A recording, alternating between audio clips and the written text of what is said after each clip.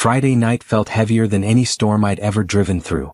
Rain smeared the windshield in slow streaks, streetlights blurring into trembling gold lines as I pulled away from my ex-wife's house. My 7-year-old daughter Lily sat silently in the passenger seat, too small, too still, too broken for a child who should have been singing along to cartoons. Hi everyone, my name is Evan Carter. I'm the man who used to believe that love could survive anything, even divorce. Tonight that belief cracked. Halfway home Lily's breathing changed. At first it was soft, then uneven. Then she suddenly burst into desperate sobs that filled the entire car. I pulled over immediately, heart pounding. I unbuckled my seatbelt and wrapped her in my arms. "What's wrong, my love?" I whispered, voice shaking despite my effort to stay calm. Between gasps she cried, "Daddy." Mom makes me call her new boyfriend, Dad. If I say your name she hits me. She says you're not my dad anymore. The steering wheel trembled under my hands. My chest felt like it was splitting open. I held her tighter, not possessively but protectively, like a father who finally sees the truth he ignored too long. "Listen to me," I said quietly, pressing my forehead to hers. "This will never happen again." She looked at me with swollen eyes, searching for safety in my face. In that moment something inside me hardened. Not into anger, but into resolve. I sat her gently back in her seat, wiped her tears and picked up my phone. One call. Come. Short. Precise. "Start the process tonight," I said. On the other end my lawyer didn't ask why. He already understood. As I pulled back onto the road, I glanced at my daughter in the mirror. I wasn't just driving her home. I was driving toward a battle my ex didn't see coming, and when it arrived, they would be the ones begging at my door. The next morning I sat across from my lawyer in his office. No small talk. Just action. "I want emergency custody.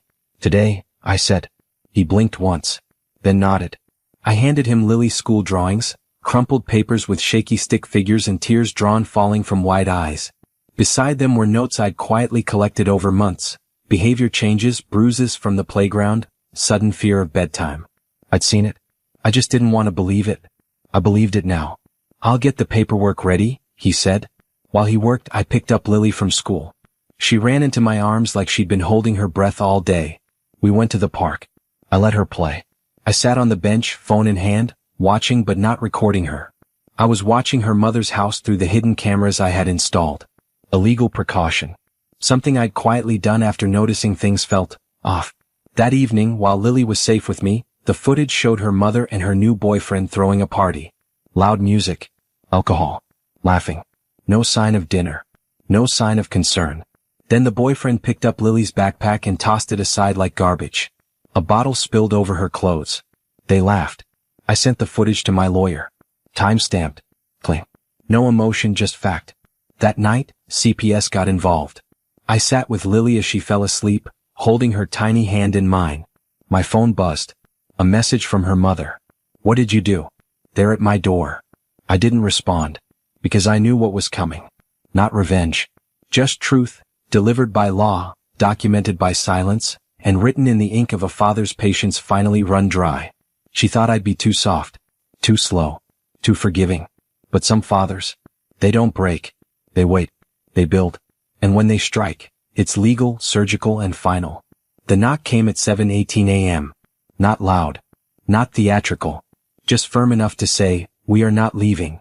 I was already awake, sitting at my kitchen table with a mug of black coffee that had gone cold. Lily was still asleep in the guest room, curled around her favorite blanket like it was a lifeline. 2 social workers stood on my porch, badges visible, expressions calm but serious. Behind them, a police cruiser idled at the curb. They didn't speak to accuse me. They spoke to listen. I invited them in.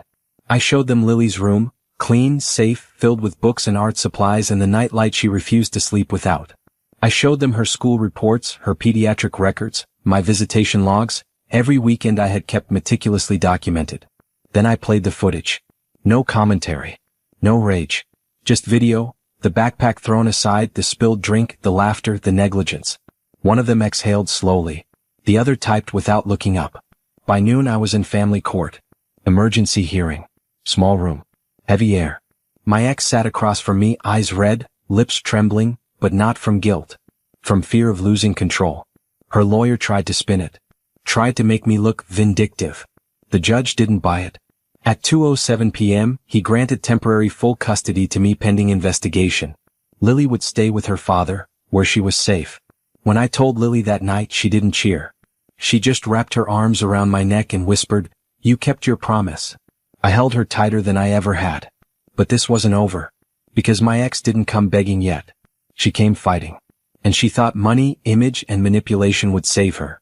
She didn't know I had more than footage. I had time, patience, and a father's memory of every tear his child shed. And tomorrow morning, she would learn what happens when you mistake silence for weakness. Say part 4 when you're ready. It was Saturday. Lily and I were baking muffins. Her giggles filled the kitchen like sunlight, and for the first time in weeks I felt peace. That's when the doorbell rang. I opened the door to find my ex's new husband standing there, red-eyed, jaw clenched, tie loosened like he had rushed over from a battlefield. Behind him, my ex-wife stood with a carefully constructed look of remorse. I'd seen better acting from Lily's school plays. "We need to talk," she said, voice tight. I stepped outside and closed the door behind me. "Now you want to talk?" She glanced at her husband. He couldn't meet my eyes. "It was a mistake," she murmured, making her call him Dad. That wasn't right. My stare didn't budge. I waited. Her husband sighed. "Look, I didn't know what was happening until last week. I thought she was happy here." "She's 7, I said calmly. "She's not your pawn. She's not your trophy. And she's not your victim. We want to make things right," my ex offered weakly. "Maybe split custody again? Ease into it." That's when I handed her the envelope. It wasn't dramatic. Just paperwork. Court-ordered supervised visitation. Weekly psychological evaluations. Restraining clauses. Conditions for re-entry into Lily's life, if ever. Her hand trembled. "You're serious?" She cried herself to sleep for months. "I'm done being nice." "Please," she whispered. I leaned in just enough for her to hear me. "You broke her spirit. I rebuilt it. You'll never get to break it again." I turned, stepped back into the house and locked the door. Inside, Lily was setting the table. Was it someone bad again? I smiled gently. Not anymore. But this wasn't the ending. Because while my ex-wife begged at my door, someone else, someone far more dangerous, was watching from the street. Her mother. And she was already planning the next move. For her, this wasn't about Lily. It was about control. The following week was strangely quiet. Too quiet. Lily settled into our new routine. Morning walks to school, bedtime stories with the same 3 plush toys arranged in perfect formation. She smiled more. Laughed freely. And every night before bed she whispered, "You're my real daddy." But I didn't let my guard down. Because I knew her grandmother. Margaret Jensen was the kind of woman who didn't lose. Former school principal. 5 honorary community awards. A perfect public image. Backed by iron control behind the scenes. And just like I feared, it began with a knock at Lily's school. She showed up with a clipboard, a concerned expression, and a fake smile. Told the principal there had been concerns raised about Lily's current environment. Even claimed I'd been emotionally unstable since the divorce. Luckily, the school called me immediately. I arrived mid-meeting, suit still half-buttoned, breath short. The second Margaret saw me, her mask slipped just enough. The contempt flickered, brief but unmistakable. "I'm here as a concerned grandmother," she said smoothly. "We've all seen the signs. You're overwhelmed, James." I took a step forward, opened my phone, and played the recording. It was Lily, crying on the night I picked her up. Her voice trembling as she whispered, "Grandma says if I talk about you, I'm lying. She says I have to forget you." The room fell silent. Even the principal leaned back, face shifting. Margaret stood slowly, venom now bleeding through her smile. "You recorded her?" "No," I said calmly. "She recorded herself. Kids are smart." She left the school humiliated. But I knew Margaret. This was just her opening act. That evening, an anonymous call was made to Child Protective Services. And just like that, my name was flagged. It was no longer just about the divorce. It was war. And I had one shot to end it, not for me, but for Lily. CPS showed up on a Wednesday morning. I was brushing Lily's hair when the knock came. 2 agents. Stern faces. Clipboard. "We received a report of emotional instability and possible neglect," one of them said. Lily immediately reached for my hand. I didn't argue. I didn't panic. I just nodded and said, "Come in." They walked through every room of our small townhouse. Inspected the fridge, checked for bruises, asked Lily routine questions. She was calm, smarter than I'd ever realized. She told them about our routines, about her favorite story at night, even about the pancakes I always burn on Saturdays. After an hour, one agent sat down and glanced at me. "Look, James, between us, we've seen real cases. This doesn't feel like one. But we have to file the visit." I nodded. "Do what you need to do." I handed him a sealed envelope as they stood up to leave. Inside, legal documents. Everything I'd been quietly preparing, therapy reports, custody logs, behavioral assessments from Lily's school, and most damning, a signed statement from Lily's pediatrician noting multiple bruises inconsistent with childhood accidents, dated 3 months prior from her time with her mother. The agent paused. His partner took the envelope. Their eyes locked, silent understanding. "We'll be in touch," the second one said. That night I received a call from CPS. They were opening an official investigation, not against me but against my ex and her mother.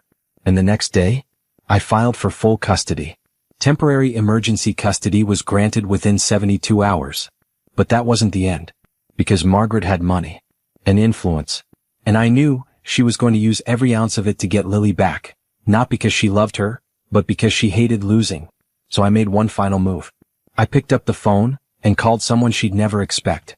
The man who answered the phone wasn't a lawyer. Wasn't a detective. He was my father-in-law. Margaret's dad. We'd barely spoken since the divorce, but I knew one thing. He loved Lily more than he hated me. And he despised how his daughter lived her life, especially what she'd become. I laid it out plainly. "I'm not asking you to take my side," I said. "I'm asking you to protect your granddaughter." He didn't speak for a moment. Then, "What do you need?" "I need the truth. About what Margaret's done. About how she was raised. Anything that can help prove Lily's not safe in that house." He exhaled slowly. "You'll have it by tonight." He delivered more than I expected. By midnight, I had notarized letters from former nannies. Sworn statements from family friends. Photos. Voicemails.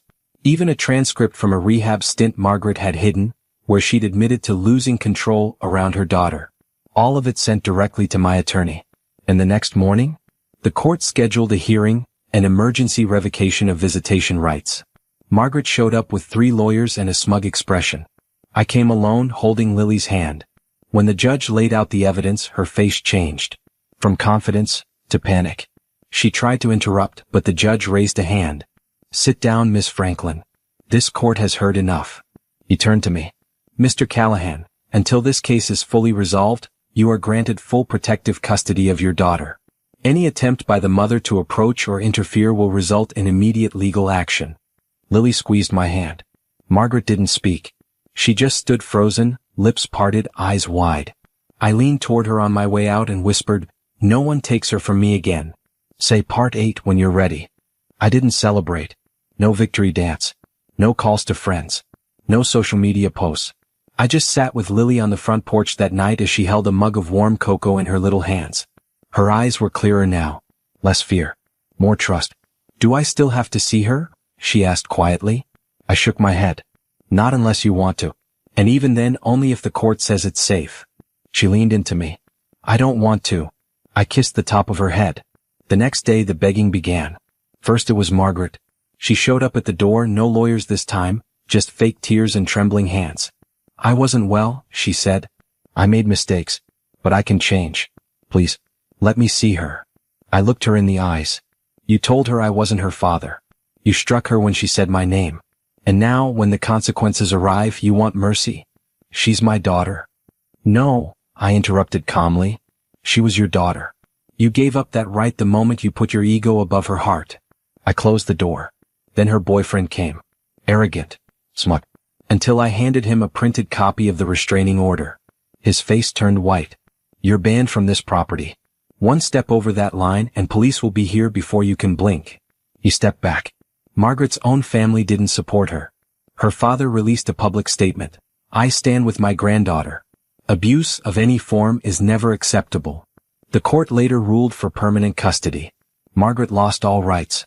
I moved Lily to a new school. Enrolled her in art therapy. And slowly she bloomed, like the daughter I always knew was in there just waiting to feel safe. I didn't seek revenge. I just protected my child. And that's what truly ended their power.